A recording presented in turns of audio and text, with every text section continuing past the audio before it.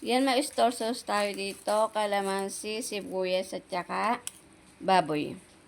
Then, may toyo din pala tayo dito. Aray ko. May toyo tayo dito at saka paminta. Magmamarinate muna natin ang baboy. Mamarinate muna natin. Yan, ilalagay na natin yung oyster sauce natin. Oyster sauce.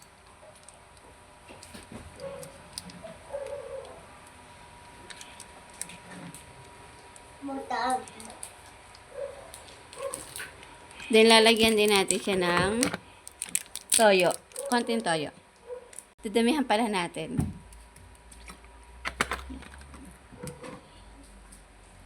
Then, lalagyan din natin siya ng kalamansi or sintunis.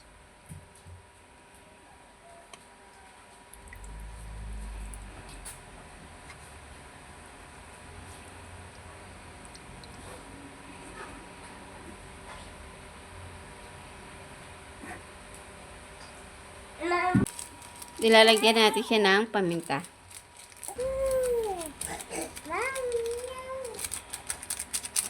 Dalawang paminta lalagyan ng paminta.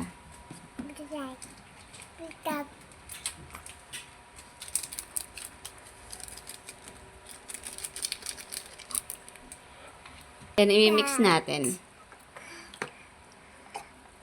Natin siya ng 1 hour.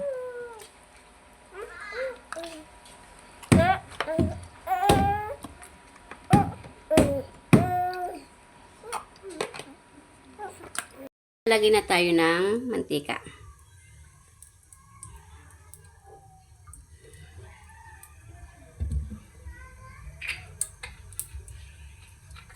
Ipiperito na natin tong ating inarinate. Perito na natin to.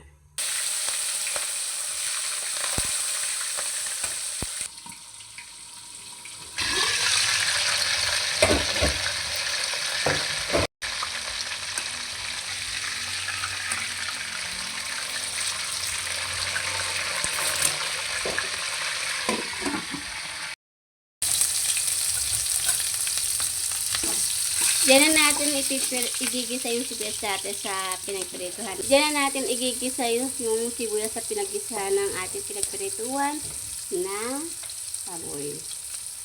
Yan, tapos ko na palang iperito yung ating pork chop. Ngayon, igigisa naman natin.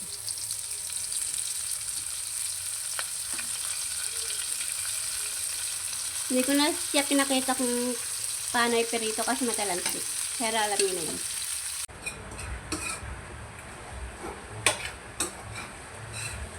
Lagay na rin natin yung pinagbabaran natin. Pinagmarinda natin kasi natin sabay niya. Ilalagay na rin natin yung ating sibuyas.